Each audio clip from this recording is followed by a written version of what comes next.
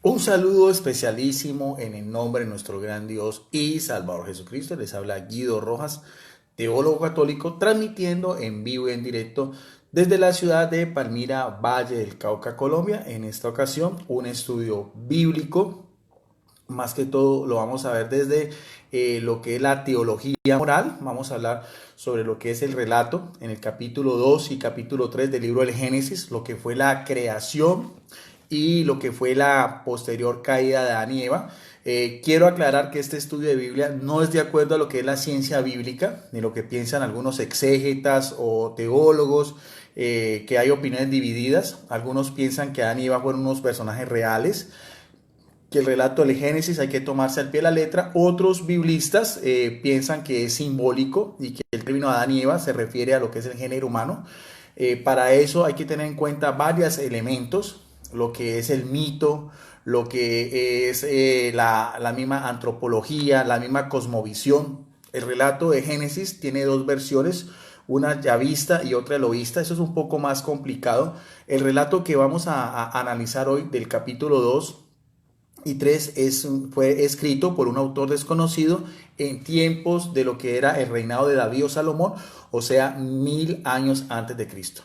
Entonces, eso a manera de introducción, porque algunos piensan que este estudio va dirigido a ese área de la ciencia bíblica y lo que es toda la composición pues literal, gramatical, antropológica, la misma como Moisés. No, solamente es un estudio desde la teología moral, de acuerdo a lo que vamos a ir analizando, pidiendo siempre la iluminación del Espíritu Santo, porque es un relato hermosísimo, es un relato que nos ayuda muchísimo, más que todo como crecimiento espiritual. De eso se trata. Voy a hacerlo en esta ocasión de esta que es una Biblia católica, es la Biblia latinoamericana, pero pues puede ser de cualquier otro ejemplar de las Sagradas Escrituras. Y vamos a ir sin más al capítulo 2 del libro del Génesis.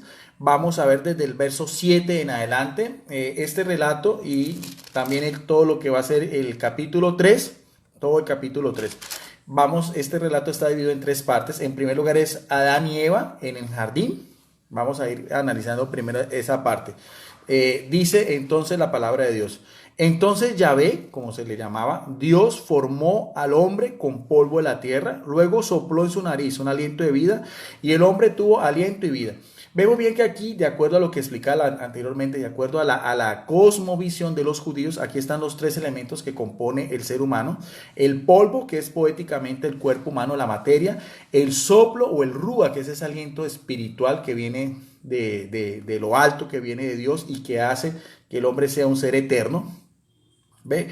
Y con esos dos elementos, el polvo y el aliento de vida, el hombre ya es un ser viviente. Eso está claro, eso está en el verso 7.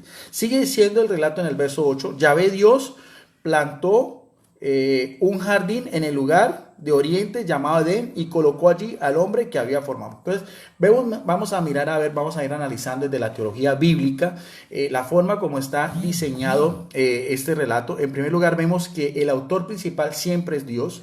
Ahora hay que tener en cuenta que este relato hay que verlo más que todo como una metáfora. Ante todo, lo que quiere el autor sagrado es como, por así decirlo, es un cuento, es una narración, así hay que mirarlo. Ese es el mismo género literario, pero que tiene una enseñanza. Eso ante todo es la Biblia, tiene una enseñanza, tiene, como decía anteriormente, una metáfora, tiene una aplicación a nuestra vida diaria. Eso es lo más importante que uno tiene que analizar en lo que es la forma de este texto sagrado. El resto ya se lo dejamos, como decía, a los exégetas, a los biblistas, que son los encargados de analizar todas estas cuestiones o variantes que veíamos anteriormente, que la crítica textual bíblica, las ciencias bíblicas y todo lo demás, la composición de los textos, la forma como está el género literario, el año donde se escribió, bueno, todas esas aproximaciones que de todas maneras sabemos que no se encuentra ningún original, ni el Antiguo ni el Nuevo Testamento como tal. Hay que mezclar, hay que mirar también lo que eran las mismas leyendas, el mismo mito, las mismas tradiciones, la misma cosmovisión, y se me olvida también decirles a manera de ejemplo general, de conocimiento general, que eso también tiene mucho que ver con los mismos poemas o los mismos relatos bíblicos de culturas en las cuales el pueblo de Israel estuvo, por así decirlo, inmerso en todo lo que fue la historia de la salvación del Antiguo Testamento, incluyendo también culturas del cercano oriente, de lo que es la Mesopotamia, que lo vamos a ver aquí en el texto, y como son culturas como los sumerios, como los persas, como los mismos egipcios y también como los babilónicos. Entonces, como decía anteriormente en el verso 7, lo primero es la forma como Dios creó al hombre, un ser vivo, y en el verso 8 nos dice el lugar donde lo colocó, nos dice que era al oriente, nos dice al oriente de qué lugar, pero más o menos vamos a ver la composición geográfica en que están narrados estos acontecimientos. Dice que lo puso a vivir no en una llanura, no en una selva, no en un desierto, sino aquí mismo dice en un jardín, y ese jardín tenía un nombre que es Edén.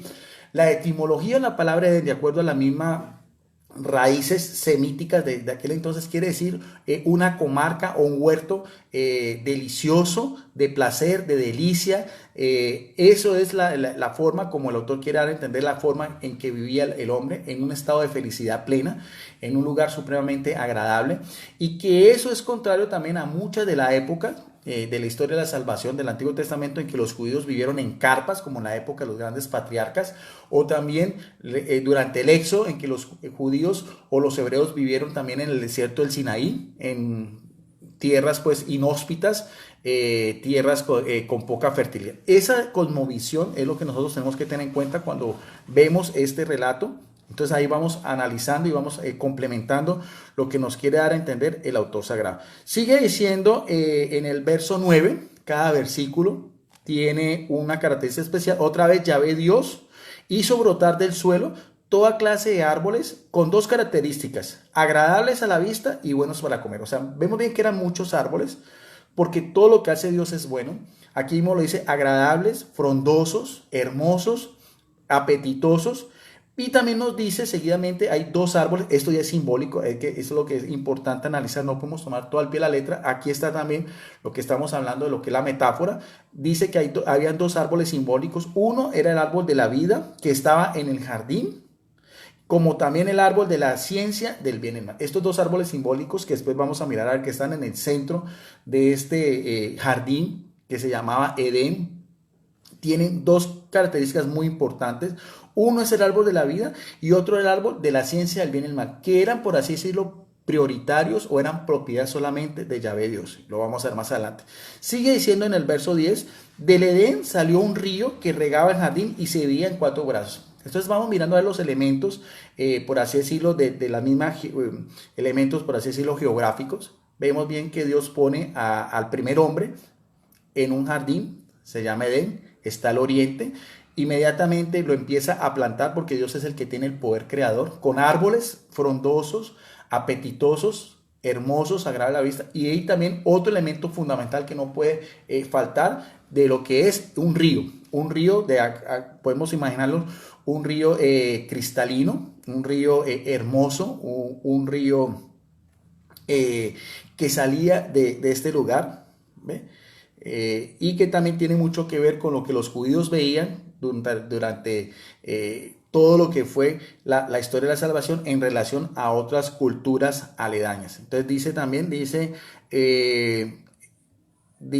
un río regaba el jardín y se veía en cuatro brazos, o sea, cuatro vertientes.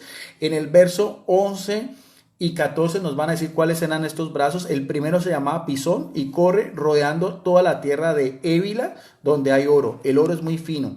Allí se encuentran también aromas y piedras preciosas. El segundo río se llama Gihón, rodea la tierra de Cus. El tercer río se llama Tigris y fluye al oriente de Asiria. Y el cuarto río es el Éufrates. Y nótese bien que aquí hay algo muy importante, ver que la gran mayoría de gente no alcanza a percibir esto cuando leemos estos libros de la Biblia. Por eso estos estudios que hago yo, que comparto con mis amigos católicos y evangélicos, vemos bien que el autor sagrado está hablando ya de una región con países, como dice acá, con tierras. ¿Ve? Por ejemplo, nombra aquí a Siria. Y si estamos hablando del principio de la humanidad, donde solamente había jardín de Edén. Entonces, esos detalles son muy importantes, porque nos dan a entender cómo no podemos tomar todo al pie de la letra, sino que tenemos que buscarle la misma exégesis, la misma hermenéutica, o sea, lo que el autor sagrado nos quiere narrar. Ahora, geográficamente esta posición, los mismos biblistas han podido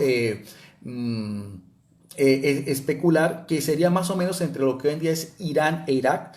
De estos cuatro ríos hay dos que son conocidos desde tiempo atrás, en lo que era la Mesopotamia, o sea, entre ríos, es donde están estas civilizaciones que decíamos anteriormente, que son muy conocidos, lo que son el río Tigris y el río Éufrates, mientras que los otros ríos son ríos simbólicos. Entonces, más o menos es Irán e Irak, más o menos esa misma región geográfica, lo que conocemos como el Cercano Oriente. Sigue diciendo en el verso 13, en el verso 15, perdón, Yahvé Dios, nótese bien que todo versículo empieza siempre con Yahvé Dios. Tomó al hombre y lo puso en el jardín del Edén con dos condiciones o dos cosas que Dios quería, para que lo cultivara y lo cuidara. Pero ese cultivar y cuidar ese jardín era no como hoy en día nos imaginamos, que viene después del pecado, no era con esfuerzo, no era con algo agreste, todo lo contrario, era una forma de ver de que estaba en esa misma armonía, en ese mismo jardín o esa misma comarca, en el cual simplemente era sin ningún tipo de esfuerzo físico, ningún tipo de agotamiento, ningún tipo de cansancio, simplemente cuidar algo que Dios estaba poniendo en ese mismo ambiente en que estaba el hombre, en lo que se llamaba Edén. En el verso 16, ya vamos a entrar un poco más en el texto, hay un solo mandato de Dios, porque hay que tener en cuenta que Dios en este momento está actuando. Hay dos facetas que podemos mirar a ver desde el punto de vista de la teología bíblica. Una como un ser creador supremo y el hombre como una criatura creada, pero también hay una relación muy estrecha, una relación de un parentesco más cercano, como de un padre a un hijo. Eso también lo podemos mirar a ver. Y también otra como de lo que es el dueño de una empresa y lo que es un administrador. Aquí mismo podemos ver, el dueño de la creación es Dios y el que va a administrar o el que va a cuidar esa obra va a ser el hombre. Y aquí vemos algo muy interesante, muy importante, porque hay una provisión muy detallada y la vamos a analizar. Dijo Yahvé Dios al hombre un mandamiento. Nótese bien que era solamente inicialmente un solo mandamiento. ¿Cuál era? Dijo, puedes comer de todo lo que quieras de los árboles del jardín. O sea, vemos la abundancia del amor de Dios, la forma tan generosa como Dios era con este primer hombre. Nótese bien, de todos los árboles del jardín.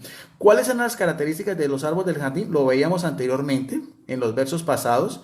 Decía en el verso 9, todos eran árboles agradables a la vista y buenos para comer. Entonces, pero en el verso 17 ven a la provisión, pero no comerás del árbol de la ciencia del bien y el mal. Mire que es un simbolismo.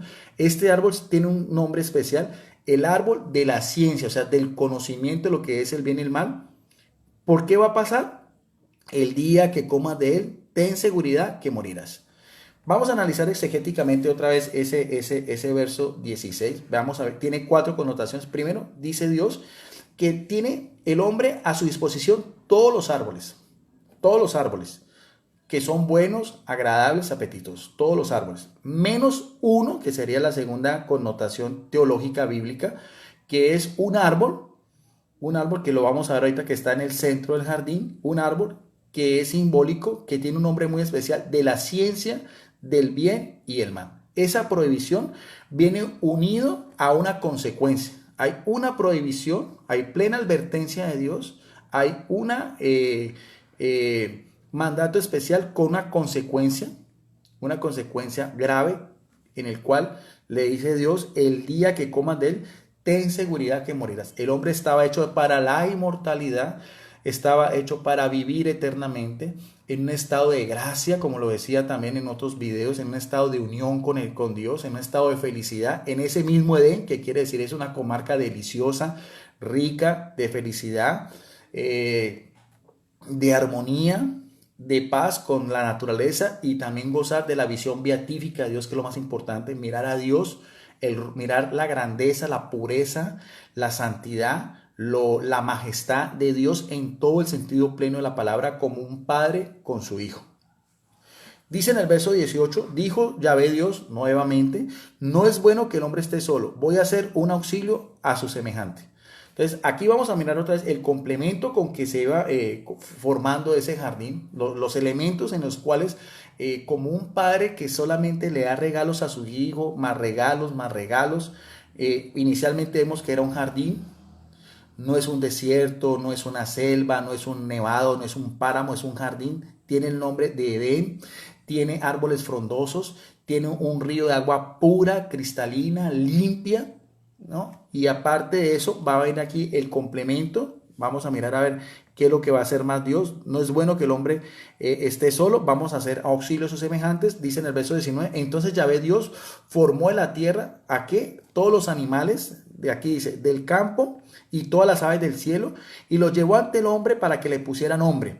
Y el nombre que todo ser viviente había de ser el que el hombre le había dado. O sea, nuevamente otra vez, la relación estrecha, íntima entre Dios como un creador y el hombre como la criatura más importante de la creación. No solamente eso, sino que le va a dar animales, los animales más hermosos que usted pueda imaginar, tanto animales como dice aquí el campo, como las aves, ¿no? Para que estuvieran en compañía con el hombre, él en primer lugar como el rey de la creación. Y algo que también es muy importante para que analicemos, porque eso es lo más importante del texto bíblico, el amor supremo grande de Dios Padre. Muchas veces nosotros los cristianos nos quedamos mucho con Jesucristo y eso está bien, el Hijo de Dios encarnado, la segunda persona de la Trinidad. Al fin y al cabo es el intermediario entre el Padre y los hombres, o también los que son de la línea carismática, también con lo que es el Espíritu Santo, pero muchas veces no meditamos, que eso es lo que yo quiero en esta ocasión, meditar del amor tan grande, lo excelso, lo grandioso que es Dios Padre, lo amoroso, lo generoso que fue Él con el primer ser humano. Le da a esos animales y era tal también la inteligencia que tenía el ser humano, porque de todas maneras ha sido creado a imagen y semejanza de Dios, está en ese estado de gracia, de santidad plena, que tenía también la capacidad, como dice acá, de colocarle nombre a todos los animales. Y como dice acá, y el nombre de todo ser viviente debía ser el que el hombre le había dado. O sea, era una unidad muy estrecha, un vínculo demasiado importante entre Dios y el hombre, como lo estamos viendo. Pero sigue diciendo en el verso 20, el hombre puso nombre a todos los animales, a las aves del cielo, a las fieras salvajes. Y aquí vemos otra vez interesante, porque mire bien cómo el autor sagrado no tiene reparos en mirar estas cosas, como por así decirlo, estos detalles tan minúsculos que después los podemos analizar. Mire bien que anteriormente en el verso 19 decía animales del campo. Ahora aquí en el verso 20 dice que son todos los animales, las aves del cielo y también fieras salvajes, o sea que también incluye fieras salvajes. Y fieras salvajes en el sentido de que ya el hombre conocía animales que no son solamente compañía del hombre, como pueden ser animales del campo. Especialmente para el judío eran lo que eran las ovejas, lo que eran las cabras. Ante todos los judíos eran un pueblo también pastoril, especialmente ovejas y cabras, pero también se conocía lo que eran los bueyes, los mismos asnos, los burros, las vacas, bueno, en fin. Y aquí también dice animales salvajes, pero estos animales salvajes están en armonía, como después aparece en el libro de Isaías, en el capítulo 11, en el capítulo 65, donde dice que el lobo y el cordero y el león, ¿no? Y la víbora, todos viviendo esa misma connotación, después aparece también en el libro de Isaías. Eran muchos animales hermosos, los que usted más quiera mirar a ver, todos estaban acompañando al hombre, dice acá, pero vemos también aquí algo muy importante en el verso 20, también algo que era como por así decirlo la inconformidad del hombre, la inconformidad y cómo el hombre siempre quiere más, eso también, porque de eso se trata, de este estudio de teología moral, cómo el hombre siempre quiere más, no se sacia de todas esas dávidas, de todos esos regalos, de todos esos atributos que le daba Dios, la posición en que tenía y cómo estaba completamente acompañado de animales, pero también dice el texto bíblico, igual también el hombre no se identificaba plenamente con ninguno de ellos, aquí mismo lo va a entender, dice el hombre, otra vez en el verso 20, pero no se encontró a ninguno que estuviera a su altura y lo ayudara. O sea, igualmente da a entender también de que los animales son parte del reino animal, son también almas vivientes, como aparece en algunas versiones, o seres vivos, ¿no? pero no están en la misma posición del hombre. Al fin y al cabo, el hombre es un ser superior, es un ser racional, es un ser que tiene voluntad propia, es un ser que tiene sentimientos, es un ser que tiene también una parte espiritual, una parte religiosa, que eso no lo poseen los animales. Por eso también se sentía un poco inconforme, un poco solo. Y entonces va a venir en el verso del 21 al verso 23 la forma poética, porque es que hay que tomarlo de esa manera, la forma poética, la forma, como les decía yo, metafórica,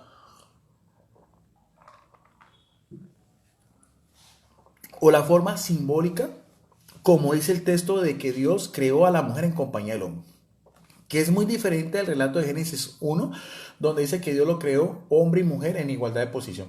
Ese relato es diferente a Génesis 1, por eso decía yo, es lo que llaman la versión yavista y la versión eloísta. La primera escrita durante la cautividad en Babilonia y cuando los judíos vivían en el reinado de David o Salomón. Eso después usted lo puede investigar y analizar de una manera más amplia, o si alguna persona quiere hacer un estudio sobre este particular, pues también lo puede hacer, ¿no? Aunque realmente no era mi intención llegar hasta ese punto, sino simplemente, como le decía yo, hacer un estudio desde la teología moral. Entonces, vamos a ver, como dice aquí, la forma poética, la forma metafórica, la forma simbólica, como el autor dice que Dios creó a la mujer en compañía del hombre. Entonces Yahvé hizo caer en un profundo sueño al hombre y este se durmió. Le sacó una de sus costillas, o sea, en el sentido de que va a estar casi en igualdad de condiciones, la costilla, no los pies para ser un ser inferior, sino de sus costillas, y rellenó el hueco con carne. Y vemos aquí también la forma como vemos a Dios como un alfarero, como un artesano, como una persona que trabaja con sus manos. De la costilla que Yahvé había sacado al hombre, formó una mujer. Aquí vemos también, ese ser se llamaba mujer, el otro se llamaba hombre.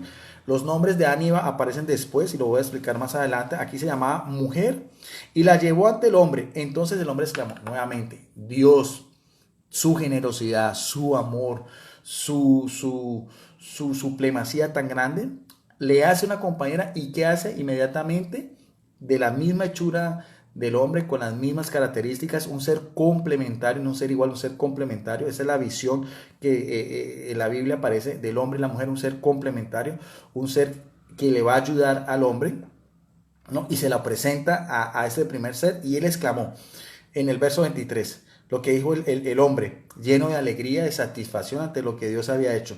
Este sí es hueso de mis huesos y carne de mi carne.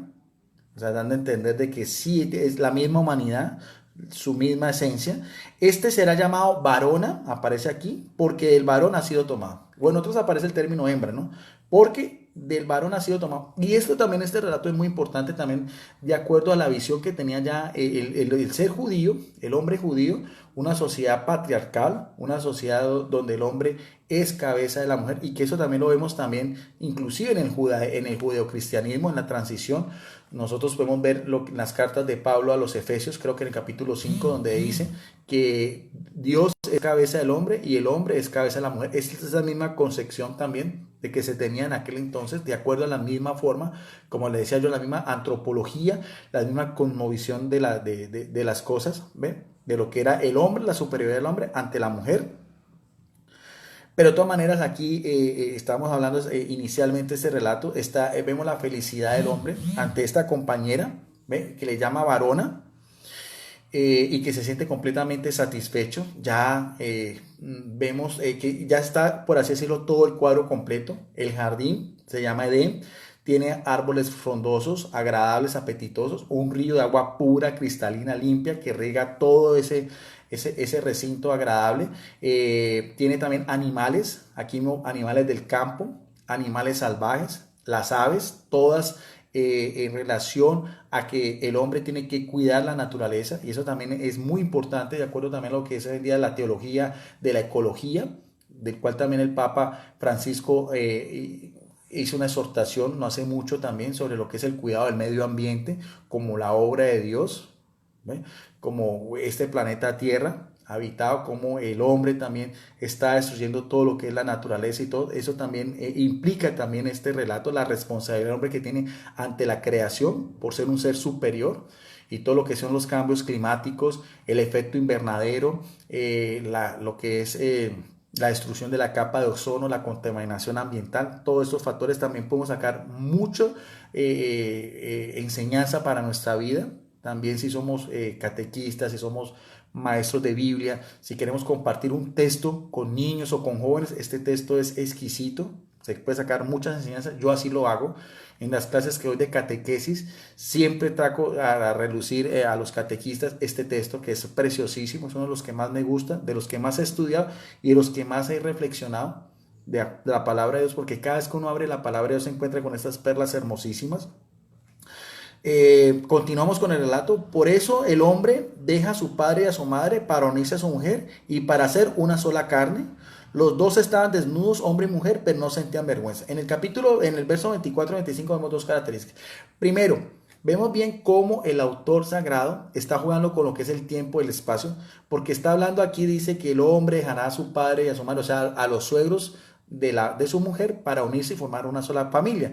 Pero entonces inmediatamente tenemos que entender eso, que no podemos ser fundamentalistas porque estamos hablando del primer hombre. O sea, en ese caso, ni habían suegros de Adán, ni habían suegros de Eva, pero aquí me lo está diciendo, pero es más, es mirar a ver lo que era la sacralidad, lo que era la importancia del matrimonio para los judíos, hombre y mujer los creó. En igualdad de género, hoy en día también todo lo que estamos hablando de la equidad de género, de todo lo que es ese tipo ya de desviaciones de familias ya no como debe ser en el sentido pleno de la palabra de hombre y mujer, sino todo lo que son matrimonios de homosexuales o matrimonios de lesbianas, de transgénero y todas esas cosas. También esto te puede sacar mucha información porque el deseo de Dios y lo que es natural, lo que es contra natura es precisamente todo ese tipo de desviaciones sexuales. Entonces, vemos bien cómo lo que estamos hablando. Podemos hablar desde el punto de vista de la teología ecológica, podemos hablar desde el punto de vista de lo que es la teología del amor de Dios, podemos hablar también de lo que es la teología de la importancia para la Iglesia Católica del sacramento del matrimonio. Y en el verso 25 nos dice la condición, que también quiero que resaltemos, la condición moral en que estaba el hombre y la mujer. Los dos estaban desnudos, hombre y mujer, pero no sentían vergüenza. Importante ese texto. El no sentir vergüenza es porque están en un estado, en un estado de santidad, porque están en un estado de inmaculada, porque están en un estado de cercanía de Dios. La inocencia y la santidad no hacían de que sintieran ni vergüenza, ni sintieran malicia de la misma condición en que estaban. Otra característica también, la teología del cuerpo humano, ver cómo todo lo que es el diseño del cuerpo humano del hombre y la mujer con sus diferentes características, todo viene de Dios, toda la fisionomía del hombre con sus propias características en su constitución ósea. Los huesos del hombre son diferentes a la contextura ósea de la mujer, también la contextura de la piel, la voz, los mismos rasgos. Todo eso es importante. El hombre tiene unas características, la mujer tiene otras características. El hombre es más racional, la mujer es más de sentimientos. Todo eso también podemos analizarlo y podemos sacar una información preciosísima de este mismo texto.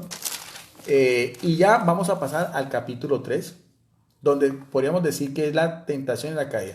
Todo lo que vimos del capítulo 2, del verso del 7 al 25, es la creación, lo que fue el Edén y lo que fue Adán y Eva. Ya el capítulo 3, del verso del 1 al 12, viene a ser lo que es la tentación y la caída.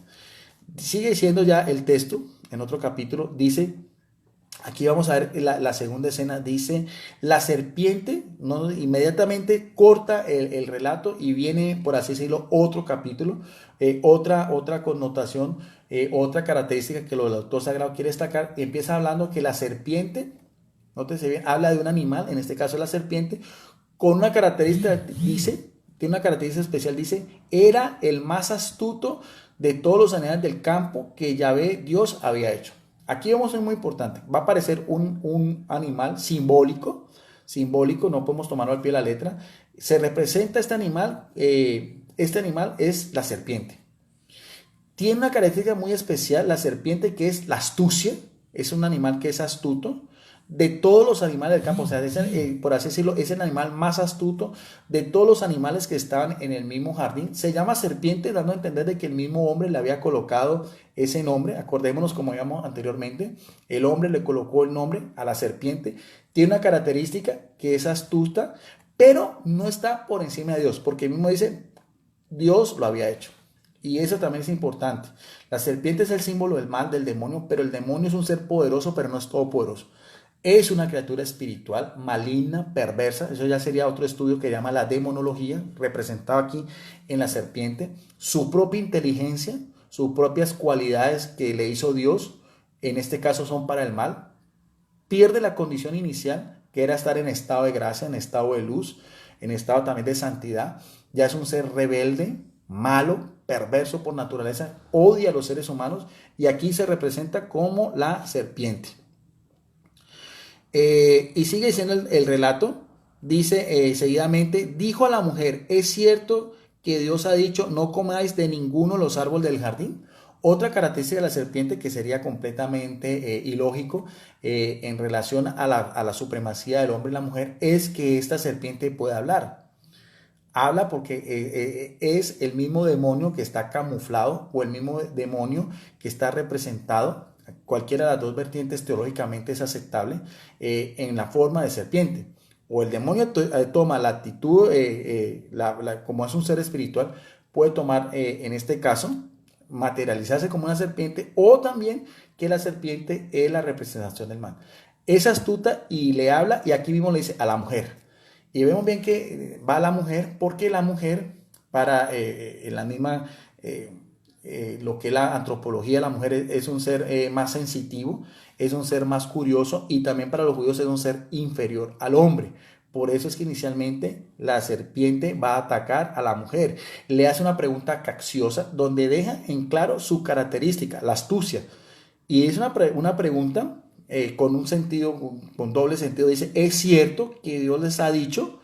Está hablando en plural porque la mujer no está sola, está también con el hombre. No es solamente ella la que viene en jardín, sino que vive en compañía del hombre, que es ya su marido, es ya su esposo. Dice, ¿es cierto que Dios les ha dicho no coman de ninguno de los árboles del jardín? Y aquí en el verso 2 del capítulo 3, algo muy importante, la mujer respondió, y aquí viene lo que fue la caída. O sea, por así decirlo, la mujer pecó por inocente. La mujer no tenía por qué hablar con la serpiente, que es un ser inferior. Con el único ser que podía hablar la mujer era con el hombre, que está en la misma posición, carne y sangre en igualdad de condiciones, como lo veíamos, sacado de la costilla del hombre. Pero por así decirlo, lo que nos quiere dar el autor sagrado es que la mujer le sigue el juego a la serpiente, y eso también es una de las consecuencias por el cual también entra el pecado en cualquiera de nosotros. La forma como el demonio, con su propia astucia, con su propia inteligencia, trata por todos los lados de verse por qué hueco se va a meter para hacernos caer. Entonces, aquí está el primer error de la mujer, en su estado también de inocencia, en su estado también de ingenuidad. Le empieza a seguir el juego y empieza a entablar un diálogo con la serpiente. Pero la respuesta de la mujer es muy importante, quiero que pongan cuidado porque es muy certera de acuerdo a la pregunta que le hace la serpiente. La mujer respondió a la serpiente, podemos, en sentido plural, podemos, es decir, ella y el hombre, comer de todos los frutos de los árboles del jardín. Nótese bien, otra vez, de todos. Y todos esos árboles eran que eran apetitosos, eran agradables, tenían frutos exquisitos, apetitosos, usted puede imaginarse, o las manzanas, o peras, naranjas, cualquier tipo de frutas, dice, pero, dice en el verso 3, pero, aquí está la connotación, pero, de ese árbol que está, aquí nos va la ubicación, lo que veía anteriormente, aquí nos dice dónde está ese árbol simbólico, dice, de ese árbol que está en medio del jardín, aquí nos dice, inicialmente no nos decía dónde estaba, aquí ya nos lo sitúa en medio del jardín, que se llama Edén, pues Dios nos ha dicho, hay un árbol que está en medio del jardín, y Dios les ha dicho que no coman, uno, ni lo prueben siquiera, porque si lo hacen, morirán. Y eso, ni siquiera acercarse, no estaba en lo que Dios le había dicho anteriormente al hombre. Si nos retrocedemos un poco, ¿ve? En el verso 15 del capítulo 2 dice, Yahvé, Dios tomó al hombre, lo puso en el jardín y le dijo, un mandamiento, puedes comer de todos los árboles del jardín, pero no comerás del árbol de la ciencia, del bien y el mal, casi lo mismo. El día que comas de él, ten seguridad que morirás. Aquí vemos una ampliación de esa misma prohibición. Nos dice primero dónde estaba. Ese árbol simbólico está en medio del jardín, con una característica muy especial. Ni siquiera, aquí la mujer agrega algo que no lo había hecho el hombre, dice, ni siquiera, dice, no coman de él, ni lo pruebes siquiera, ni siquiera probarlo, ni siquiera probarlo, no solamente ni verlo, ni siquiera probarlo, porque si lo hace morirá. O sea, tanto la mujer como el hombre conocían, sabían que ese árbol estaba en medio, sabían que ese árbol se llamaba el árbol del bien y mal, sabían que ese árbol era propiedad de Dios y también estaba plenamente consciente, o sea, la mujer está como el hombre plenamente consciente que si se acercaban a él y si siquiera lo probaban, ciertamente iban a morir, porque las cosas de Dios son así. Las cosas de Dios no son como los seres humanos que somos tibios, que podemos cambiar de parecer de acuerdo a nuestros propios criterios, a nuestra propia humanidad, a nuestra propia fragilidad. Las cosas de Dios son así. La justicia y el amor de Dios van plenamente de la mano. Y aquí vemos cómo la mujer sabía. Ahora, hay algo también importante que si nosotros lo podemos analizar desde la teología bíblica, esta mujer sabía ese mandato o por qué.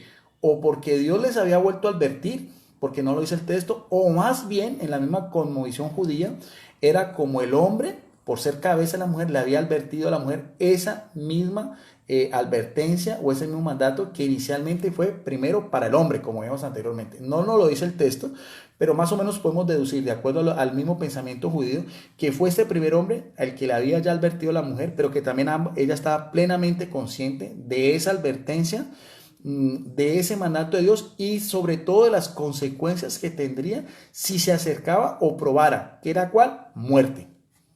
Algo, un estado que ni el hombre ni la mujer conocían porque estaban en un estado de inocencia, de santidad, de pureza, de bienestar pleno, y en un estado en el cual ellos iban a vivir para siempre, eternamente, sin envejecer, sin enfermedades y sin ninguna de las consecuencias que trae después lo que conocemos como el pecado original. Y aquí viene en el verso 4 algo muy importante, que es el contraataque de la serpiente, que nos da la característica por qué es astuta. La serpiente dijo a la mujer, y aquí también es importante porque la conversación debió de terminar ahí. La serpiente hace una pregunta a la mujer y la mujer le contesta de una manera muy clara, muy precisa y como tal, todo debió haber terminado ahí. Hasta el momento inclusive, por la misma ingenuidad, por la misma curiosidad de la mujer, todo debió haber terminado ahí. Pero aquí viene el contraataque de la serpiente porque quiere nuestra perdición, porque quiere nuestro mal, porque quiere que nosotros nos desunamos de ese amor filial del Padre y viene un contraataque.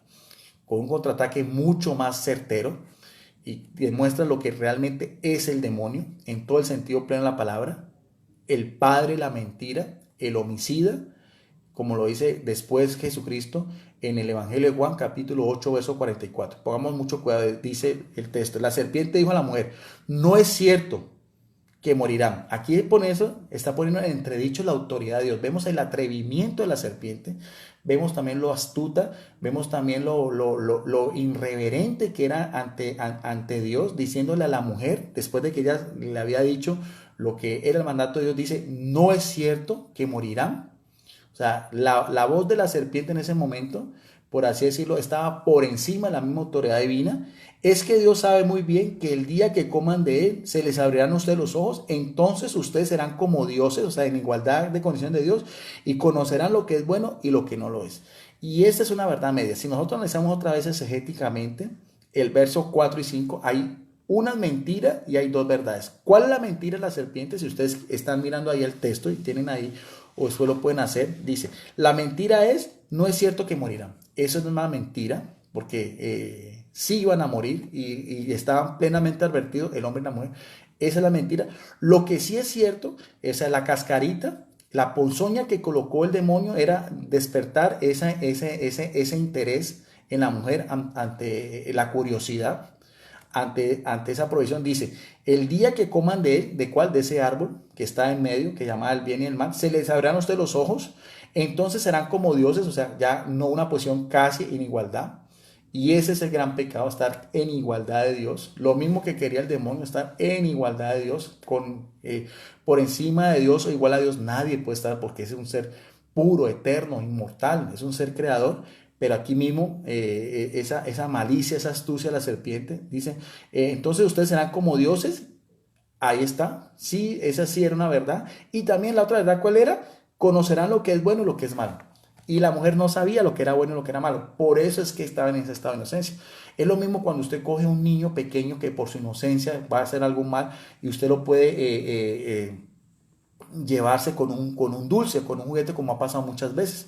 Estos grandes violadores, depredadores, sobre todo en estos países tercermundistas, que se llevan a los niños con un helado, con un caramelo, con un juguete, niños a veces de condiciones muy precarias, y era lo mismo que le pasó a las serpientes, por algo tan, tan básico como era no acercarse a un solo árbol, pero por ese mismo sentido de superioridad, por ese mismo sentido de que ya a la mujer se le abrieron los ojos, estar en igualdad de condición de Dios, ¿no? Si va a conocer de ese árbol, ¿y cuáles van a ser las consecuencias? No morir es el engaño.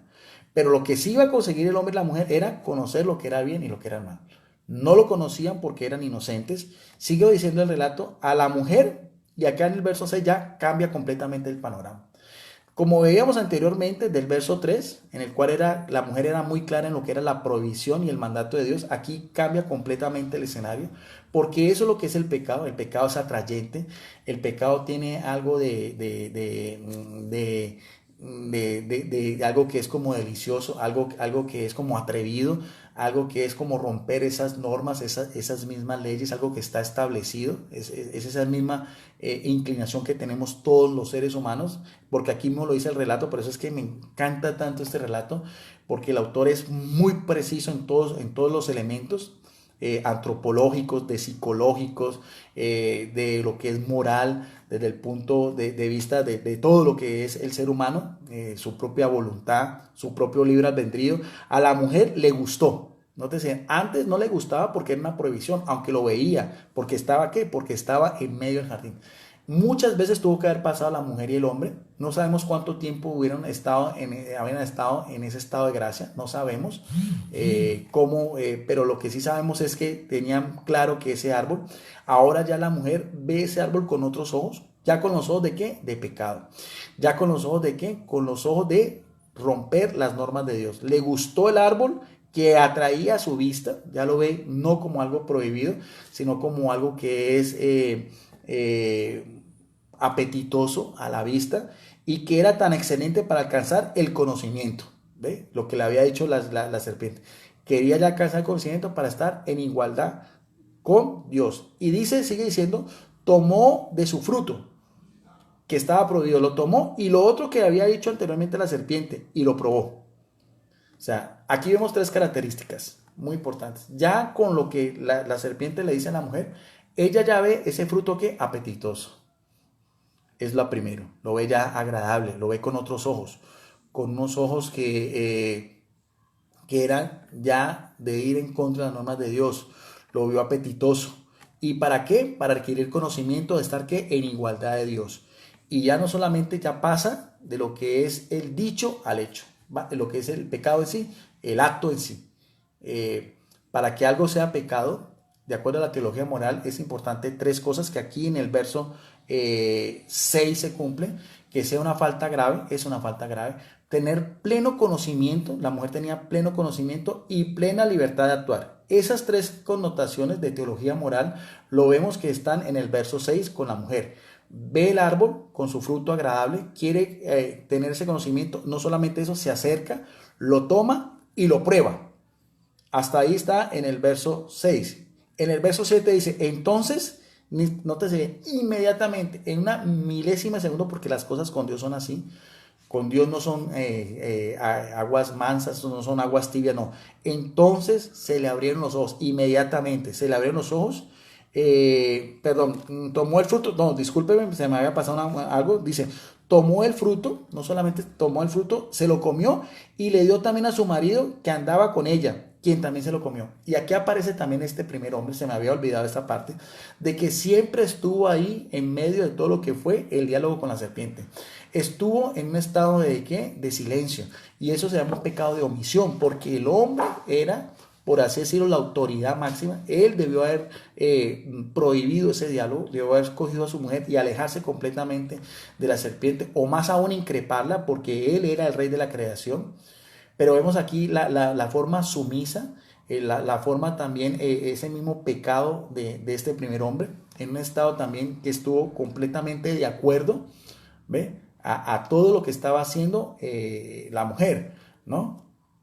Lo que podemos decir en un crimen, lo que es el autor intelectual y el autor material. En este caso, la mujer era la autora material, pero por así decirlo, cómplice de todo eso era también el hombre, quien después de que la mujer tomó ese fruto, se lo dio a su marido, y en ese estado también en que los judíos ven a la mujer, ¿ve? También a veces también por lo que es la belleza, lo que es la seducción de la mujer, lo que es el poder atractivo de la mujer sobre los hombres, y que lo vemos también en todo el Antiguo Testamento, como Sansón con Dalila, como David con Salomé. Todos son algunos ejemplos. Esa misma connotación que nosotros tenemos que tener muy en cuenta cuando estudiamos todo lo que es la historia de la salvación en el Antiguo Testamento, y también reflejada en el Nuevo Testamento, como lo que fue el baile de Salomé ante el rey Herodes y muchos otros ejemplos.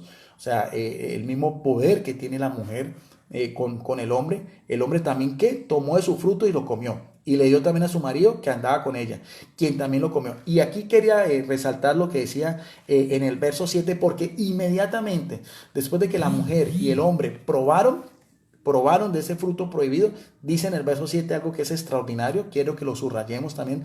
Entonces se le abrieron los ojos, inmediatamente se les cayó esa santidad en que vivían, se dieron cuenta ya de que habían perdido esa gracia de estar en ese estado de inmácula, sin mancha, sin pecado, de inocencia, dice. Entonces se le abrieron los ojos y ambos se dieron cuenta, lo primero, que se dan cuenta de que están desnudos. Eso es lo primero que se dan cuenta.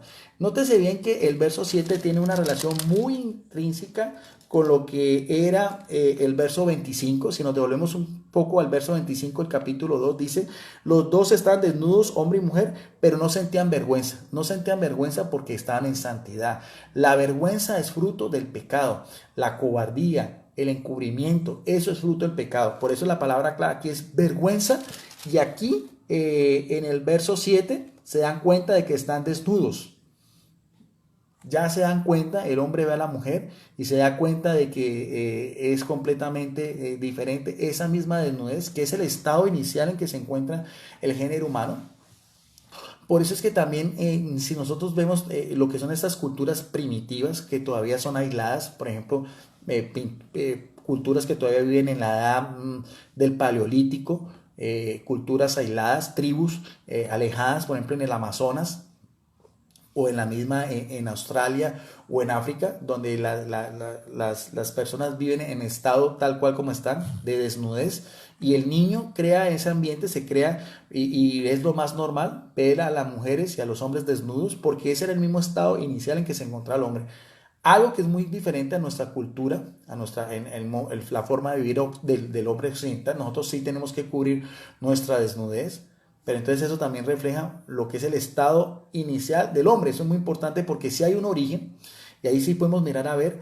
Mi posición como teólogo, creo que es mi posición personal, es que el relato del primer hombre y la primera mujer sí es verdad. Yo sí creo que sí hubo un primer hombre y una primera mujer, pero todo lo que tiene que ver con todo esto sí tiene que ver con lo que es el mito, la leyenda, las tradiciones, el árbol, lo que es el significado de la serpiente. Todo esto sí tiene que ver con cómo el autor sagrado se recrea de todo el ambiente para darnos a entender esa que es la metáfora, que es lo más importante que tenemos que sacar, que es en sí que la enseñanza para nuestra vida. Entonces se dan cuenta que están desnudos y lo primero que quieren hacer, y aquí viene la enseñanza, es tratar de tapar su pecado, porque él mismo lo dice. Cosieron pues unas hojas de higuera y se le hicieron unos taparrabos. O sea, se dan cuenta inmediatamente de que están desnudos, se dan cuenta de que ya sienten vergüenza, se dan cuenta de que perdieron ese estado en que están de inocencia y santidad. Y lo otro es tratar de tapar, lo primero es tratar de tapar su pecado. ¿Por medio de qué? De unos taparrabos. Y aquí viene ya el personaje principal que está ausente de todo esto, que es otra vez Dios. Aquí veíamos personajes secundarios, que es la serpiente, el animal más astuto, el animal que representa al demonio. Vemos a la mujer, que era un ser inferior al hombre porque había sido creada del hombre. Vemos también la complicidad del hombre con ese silencio, ese silencio también pecaminoso. Vemos que ya pierden ese estado de gracia, tratan de tapar su desnudez y aquí viene ya el encuentro con el Ser Supremo que era Dios. Y vamos a mirar a ver qué es lo que va a pasar con Dios Padre en relación a lo que había sucedido. Oyeron después la voz de Yahvé Dios que se paseaba por el jardín a la hora de la brisa de la tarde. El hombre y su mujer se escondieron entre los árboles del jardín para que Yahvé Dios no lo viera. Ese verso 8 también es muy importante, quiero que lo analicen bien, porque es el encuentro del padre con sus hijos al final de la jornada de la tarde.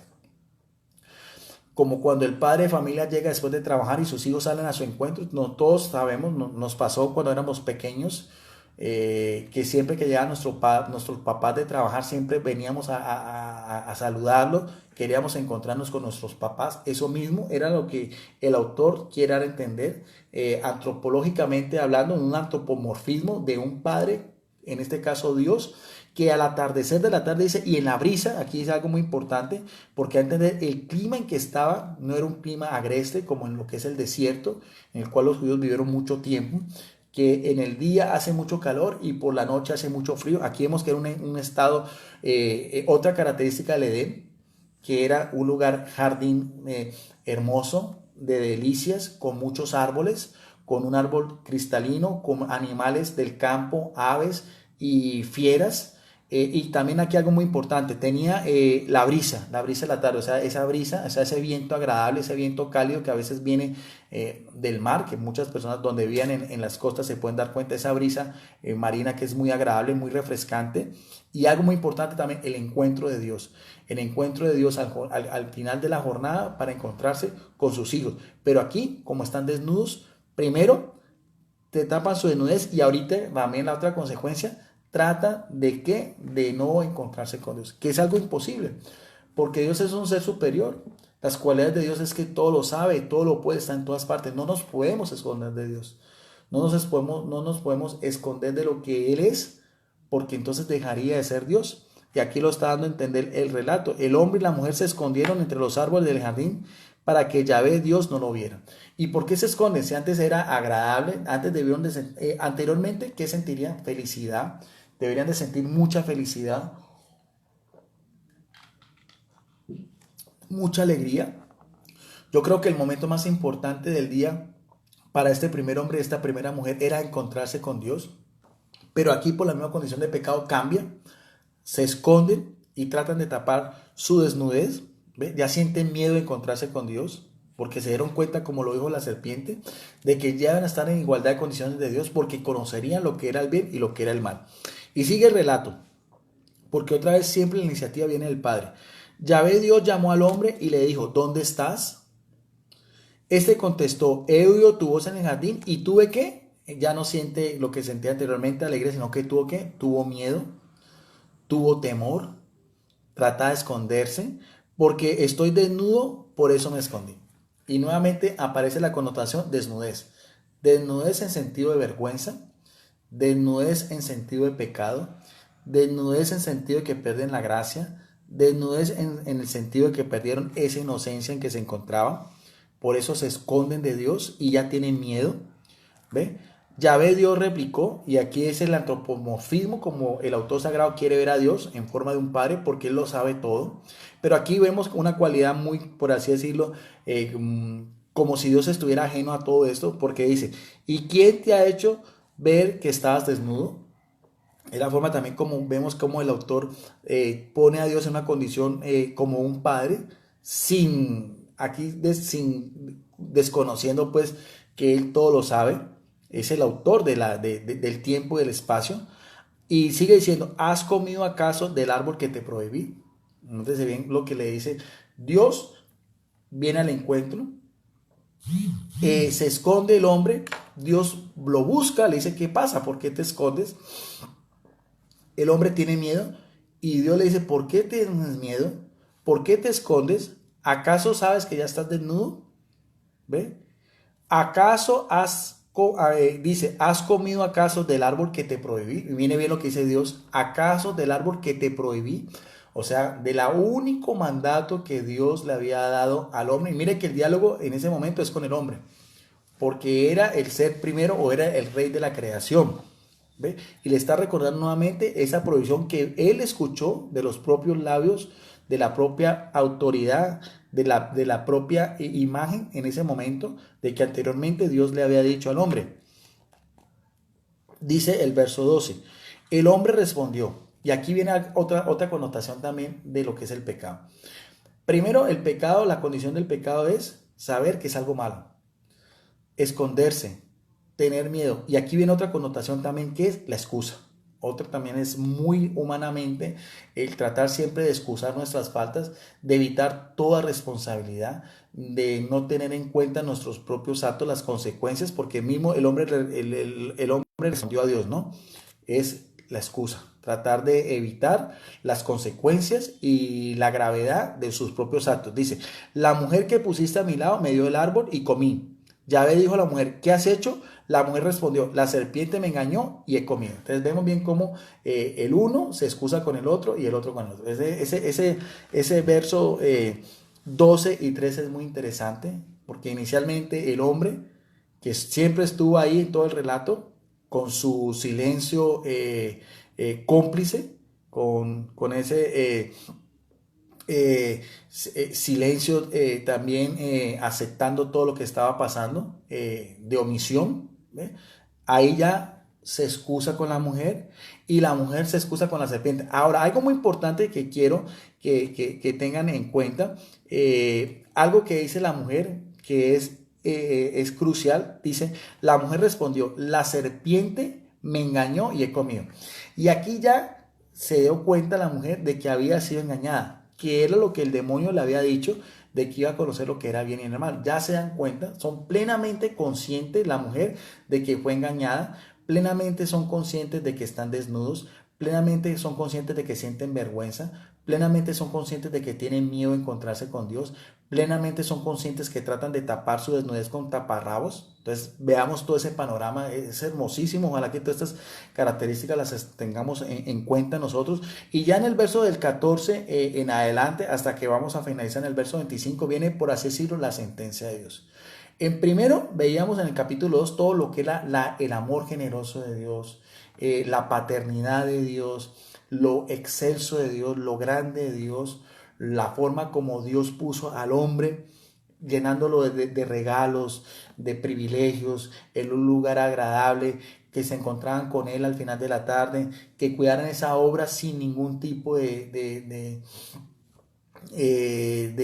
molestia, sin ningún tipo de esfuerzo. Eran los reyes, ¿ve?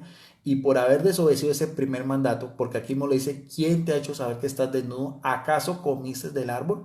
Aquí va a venir la otra faceta de Dios, que es de igual de importancia y está a la par, que es su santa y justicia divina. Algo que también nosotros los seres humanos no podemos nosotros dejar pasar por alto. Aquí viene en el verso 14. Inicialmente Dios va a hablar con la serpiente, que fue, por así decirlo, el primer mm, personaje por el cual entra el pecado. Entonces Yahvé Dios dijo a la serpiente, y aquí vemos bien, de aquí en adelante, ni la serpiente, ni el hombre, ni la mujer tienen derecho a objetar nada. No tienen derecho el autor los silencia completamente, porque solamente el que va a hablar aquí es Dios. O sea, aquí no tienen derecho a una réplica, no tienen derecho a una defensa, porque en la justicia de Dios es así. No hay una forma de excusarse, simplemente es el veredicto de su santa justicia, en primer lugar con la serpiente. Entonces Yahvé dijo a la serpiente, por haber hecho esto, maldita seas entre todas las bestias. O sea, la primera vez en la Biblia que escuchamos la palabra maldición, todo lo contrario a lo que es el amor, la generosidad, la afabilidad de Dios. O sea, fue tan grave las consecuencias de esto, fue tan grave estas consecuencias, que hoy en día todavía la humanidad pagas las consecuencias porque todos somos hijos de este primer hombre y la primera mujer. Tan grave lo que sucedió ahí, ¿no? Que maldice a la serpiente y así como era el más astuto, va a ser el animal más maldito. Dice, maldita seas entre todas las veces y entre todos los animales del campo. Su misma cualidad de astucia, su misma cualidad de maldad va a ser de que sea maldita la serpiente entre todos los animales del campo. Y aquí viene una maldición con un castigo. ¿Cuál es el castigo? Te arrastrarás sobre tu vientre y comerás tierra por todos los días de tu vida. Hay tres cosas que vamos a ver bien, tanto a la serpiente como al hombre y a la mujer, tres características de tres que hacen parte del castigo divino. Primero, maldice a la serpiente entre todos los animales. Y aquí viene otra connotación también de lo que es la serpiente, ¿no? Arrastrarse por la tierra y comer polvo. Y eso es lo que el judío veía en la serpiente. El judío veía en la serpiente un animal rastrero, un animal que va avanzando con su mismo vientre, está en el nivel más inferior, aquí como dice, el polvo de la tierra, o sea, va a ser el animal de la posición más baja. Es un animal que uno lo ve, siempre causa, cuando uno ve una serpiente, siempre causa asombro, siempre hay un rechazo, porque es un animal ponzoñoso, es un animal que tiene colmillos, que tiene una lengua bífida, inyecta veneno, no parpadea, tiene unos colores vistosos, o sea, todas esas mismas características de la serpiente aquí se ven reflejados en relación al mal, aunque por sí las serpientes son animales que ha creado Dios, que tienen también su función en lo que es la naturaleza, pero en todo el ecosistema como tal, en donde ellas viven. Pero aquí lo que nos quiere dar a entender el autor sagrado es lo que representa una serpiente. En aquel entonces no habían antídotos como hoy, la medicina no existía, por lo tanto toda persona que era mordida por una serpiente, inmediatamente por su veneno iba a morir. Y por eso es que aquí vemos que es maldita entre todos los animales, se arrastra y come polvo de la tierra. En el verso 15 es lo que nosotros conocemos como el protoevangelio, ya lo he explicado anteriormente, eso no lo vamos a hacer mucha mención hoy. Dice, haré que haya enemistad entre ti y la mujer, entre tu descendencia y la suya, le está hablando Dios a la serpiente, ella te pisará la cabeza mientras tú herirás tu talón. Bueno, de eso yo ya he hecho varios estudios sobre María la nueva Eva. Usted lo puede mirar a ver, tengo 2 estudios sobre María la Nueva Eva en mi canal, sobre todo en YouTube, que se llama Videos Apologética Católica. De eso no, lo que conocemos como el protoevangelio, o sea, el primer anuncio de la salvación. Sigamos en el verso 16, ahora viene también la sentencia para la mujer. Van a ver también 3 consecuencias para la mujer. Dice, a la mujer le dijo, vamos a ver qué va a hacer la mujer. Una, multiplicaré tus sufrimientos en los embarazos. Darás a luz a tus hijos con dolor y siempre te hará falta un hombre y él te dominará. A ver, también tiene 3 consecuencias para la desobediencia de la mujer. Y vemos también porque los hijos van a ser después, o sea, los frutos, los hijos que después lo vamos a ver en el capítulo 4, Caín y Abel, son posteriores al pecado. Por eso es que tenemos esa misma condición adánica del pecado original de nuestros primeros padres. Otra vez, las 3 maldiciones o los 3 castigos para la mujer son multiplicar los sufrimientos en los embarazos. Todas las mujeres que han tenido embarazos saben todos los cambios hormonales, los mismos cólicos, la misma incomodidad de lo que es la preñez, ¿no? Y lo que es también dar a luz a sus hijos con dolor, ¿no? Porque es un desgarre al fin y al cabo de los músculos de la vagina. Todo eso lo pueden, cualquier médico, ginecólogo, obstetra lo sabe, lo puede explicar muy bien, y las mujeres que han sido madres también lo pueden. Y aquí también hay otra connotación ya más de orden cultural, social, que siempre la mujer va a estar sometida bajo el dominio del hombre, que eso era lo que predominaba en la cultura judía y también en tiempos de Jesucristo. Hay muchos pasajes en que vemos cómo las mujeres tenían una posición más baja. Para los judíos las mujeres solo tenían 2 finalidades, ser buenas madres y ser buenas esposas. No tenían ya ningún tipo de liderazgo en la sociedad judía, ni en el campo religioso, ni en el campo de las autoridades, ni nada que ver. El testimonio de una mujer era inválido.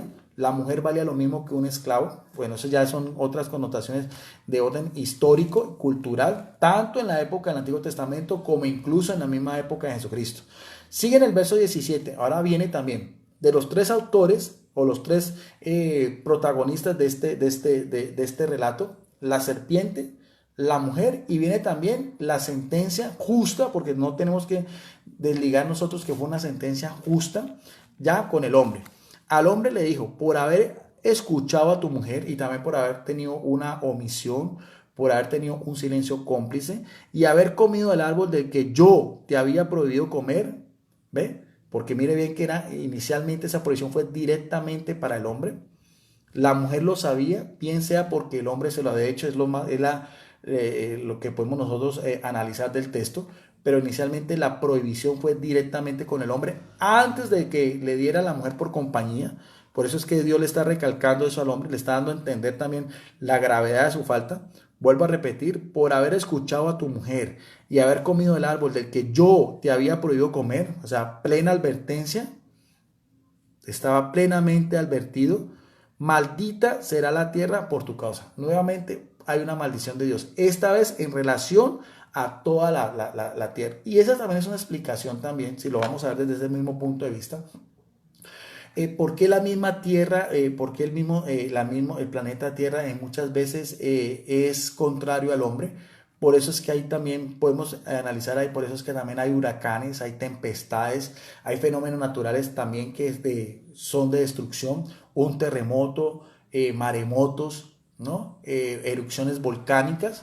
Esos son productos, ya vimos también algunos que tienen que ver con el hombre, la misma destrucción del hombre, pero hay también otros fenómenos atmosféricos, fenómenos naturales que también son contrarios también a ese mismo orden inicial en que estaba el hombre en el jardín, en esa misma armonía, en esa misma equidad. La tierra es maldita, por eso también hay sequías, por eso también pueden haber inundaciones, por eso también hay plagas, por eso también todo eso también hambrunas que se ven.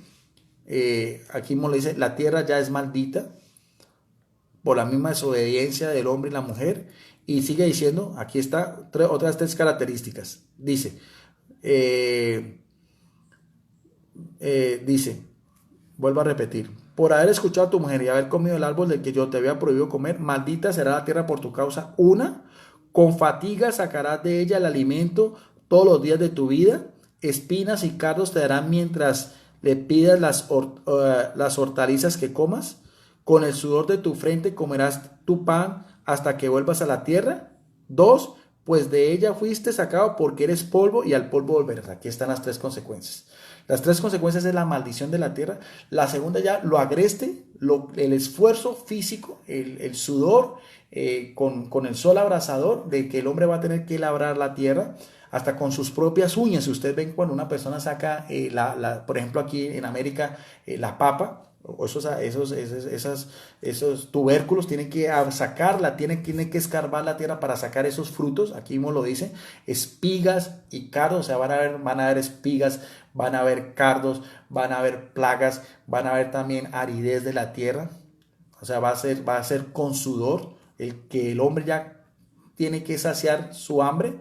Antes no era necesario, antes podía comer de todos los árboles frutales agradables.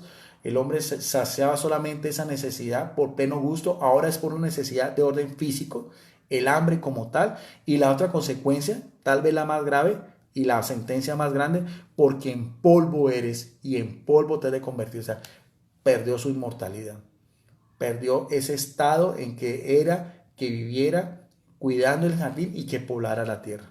Ya ese estado de inmortalidad va a cesar. ¿Ve? Porque en polvo eres y en polvo volverás.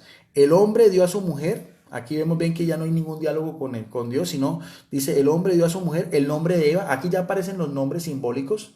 Ya la mujer se va a llamar Eva por ser la madre de todos los vivientes. O sea, eso también lo expliqué en un video pasado. Enseguida Yahvé Dios hizo para el hombre y su mujer unos vestidos de piel y con ellos los vistió.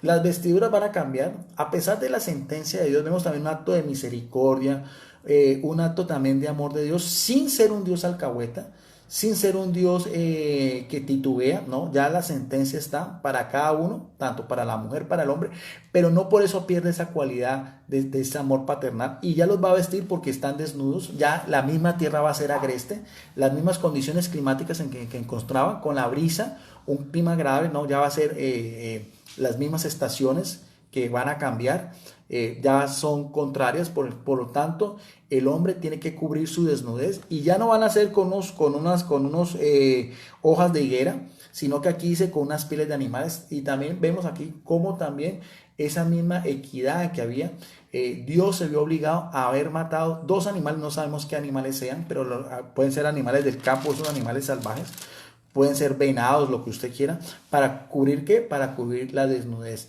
¿Para cubrir qué? Para cubrir el pecado. Tuvo que haber habido el sacrificio de dos animales inocentes, que ya también van a ser contrarios, pero es que los animales también muchas veces son contrarios, no los animales del campo, sino los animales silvestres, los mismos animales que a veces le huyen al hombre o muchas veces atacan al hombre por su mismo instinto. Aquí mismo dos animales tuvieron que ser sacrificados por Dios para tapar con ellos esa vestimenta, porque por así decirlo era el equipaje que Dios les iba a dar. ¿Por qué? Porque van a ser expulsados de ese jardín de delicias, de ese jardín agradable, de ese recinto, esa comarca tan hermosa, en ese mismo ambiente en que se encontraban con árboles frutales, con animales silvestres, y con animales del campo y con las mismas aves del cielo. En el verso 22 vuelve otra vez la sentencia de Dios, aunque tuvo un acto de misericordia con los hombres, pero vemos bien cómo las cosas de Dios son serias, las cosas de Dios son con una sola mandato, sin titubear, porque entonces Yahvé dijo, ahora el hombre es como uno de nosotros en relación a la Trinidad, en el conocimiento del bien y el mal, lo mismo que le había hecho la serpiente, ya el hombre conoció lo que es el bien y el mal, la misma mujer se da cuenta que está desnuda, al igual que el hombre, ambos sintieron miedo, sintieron vergüenza, quisieron tapar su desnudez, quisieron esconderse de Dios. Ya esa misma condición es la misma condición en que el hombre sabe lo que es el bien y lo que es el mal, que no vaya también a echar mano del árbol de la vida, porque perdieron ese privilegio de la inmortalidad, porque al comer de él vivirá para siempre. Eso es simbólico, o sea, el árbol de la eterna juventud, que también hace mucha parte de todo lo que es la mitología y las leyendas de otras culturas, al igual también que un río de vida eterna. Todo eso tiene que ver con la misma cosmovisión que veíamos anteriormente, de las mismas culturas en que los judíos también vivían, Babilonia, los persas, los mismos sumerios, los egipcios. De eso también eso lo estudian los mismos biblistas. Y sigue diciendo, así fue como Dios los expulsó del jardín. Aquí viene ya lo importante. Después de la sentencia de cada uno, viene ya lo que es la expulsión. Ya ese privilegio de ese paraíso terrenal, por así decirlo, como también nosotros lo conocemos, se pierde para toda el resto de la vida humana de Adán y Eva. Así fue como Dios los expulsó del jardín del Edén para que trabajaran la tierra de la que habían sido formados. O sea, trabajar ya con qué, ya trabajar con qué condiciones, con condiciones agrestes, con un sol abrasador, con una tierra que a veces tiene espinos y cardos, con sudor, con un esfuerzo físico para poder saciar el hambre que anteriormente no sentían. Fueron expulsados y habiendo expulsado al hombre puso querubines, aquí van a ser como unos guardianes, estos seres angelicales, seres superiores, seres espirituales, puso unos querubines al oriente, nuevamente aparece el término oriente, donde estaba inicialmente, que se llama como el jardín del Edén. Ese jardín ya se perdió para siempre, y también un remolino que disparaba rayos para guardar el camino hacia el árbol de la vida. O sea, ya no solamente son expulsados, sino que también hay unos guardianes celestes que el hombre y la mujer los vieron, y sabiendo que eran más poderosos que ellos, no pudieron más, sino ir ya a lo que es el exilio, ir a encontrarse ya con una tierra completamente diferente a las condiciones en que fueron hechos inicialmente en ese jardín del Edén. Y eso, por así decirlo, con eso terminamos este estudio. Espero que les haya gustado. Es una meditación. Saquemos toda esa misma riqueza espiritual del texto bíblico, versículo a versículo, tanto desde el punto de vista de la antropología, tanto desde el punto de vista de lo que es la ecología, tanto desde el punto de vista de lo que es la moral, tanto desde el punto de vista de lo que es la paternidad de Dios, su amor, también su santa justicia, lo que es también todo lo que es lo que después es la historia de la salvación, el propio amor del Padre también entregar a su Hijo ya para un paraíso celestial, como le prometió Jesús al buen ladrón en la cruz. Pero ya ese paraíso se tiene que ganar en ese mismo recorrido de espinas y cardos, en ese mismo recorrido de lo que es la aridez, en ese mismo recorrido de lo que es ya el hombre, saber de que tenemos una inclinación al mal. Y algo que yo siempre he reflexionado en el resto de años, porque después la Biblia dice que vivieron muchos más años, cómo debió haberle dolido al hombre y a la mujer haber perdido todo eso, todo, y hasta el día de su muerte, aunque volvieron a la tierra, ¿no? el haber y las consecuencias que después tuvieron también con su hijo Caín, que mató a su hermano Abel, ver cómo la maldad se fue propagando, ya el homicidio también, el pecado, todo eso que vemos en la historia de la salvación, y cómo murieron también ellos también con esa misma esperanza de algún día después, por esa misma promesa de Génesis 3:15, de que ese Dios también tan amoroso, después también de esa sentencia, también de ese castigo, iba a haber una reparación que fue muchos siglos después. ¿Con qué? Con la muerte de ese nuevo Adán, de ese nuevo Adán que muere en la cruz. Tan es así que en medio de esas mismas leyendas, de esa misma mitología que se maneja en el Monte Calvario, se llama el Monte Calvario, Monte Calavera, porque ahí dice, también de acuerdo a leyendas y todo, de que en su interior estaba el cráneo de Adán, que era el primer hombre, y que cuando Jesucristo murió en la cruz, eso sí es una leyenda, pero pues también tiene cierta metáfora, la misma sangre fue a parar también, o sea, regó también todo el cráneo de Adán, dando a entender por esa misma condición terrenal en que había perdido su inmortalidad. Y que ya después Jesucristo, después de que muere, va a predicar a esos espíritus en prisión que se encontraban en el Sheol, para ya gozar de qué, ya otra vez gozar desde Adán, el justo Abel, los patriarcas, Abraham, Isaac, Jacob, Noé con sus hijos, Moisés, todos los jueces, los profetas, los reyes, los que eran justos, hasta el ladrón en la cruz, ya gozar de qué, de la visión beatífica, de ese paraíso celestial, de esa tierra y cielo nuevo, que es una mejor promesa, por el cual también tuvo su inicio en lo que fue la desobediencia a Nínive, y también lo que fue la astucia, el engaño, el odio del demonio en forma de serpiente por lo que son los seres humanos. Bien, mis queridos y amables amigos, espero que les haya gustado este estudio, que meditemos en la palabra de Dios. Como siempre, si les gustó, lo pueden compartir en sus muros y en otros grupos, y pedamos entonces la iluminación del Espíritu Santo de reflexionar y meditar en este maravilloso relato de lo que fue la creación, la caída de Adán y Eva, como se titulaba este video. Bendiciones para todos y quedamos en el amor de nuestro gran Dios y Salvador Jesucristo. Muchas gracias.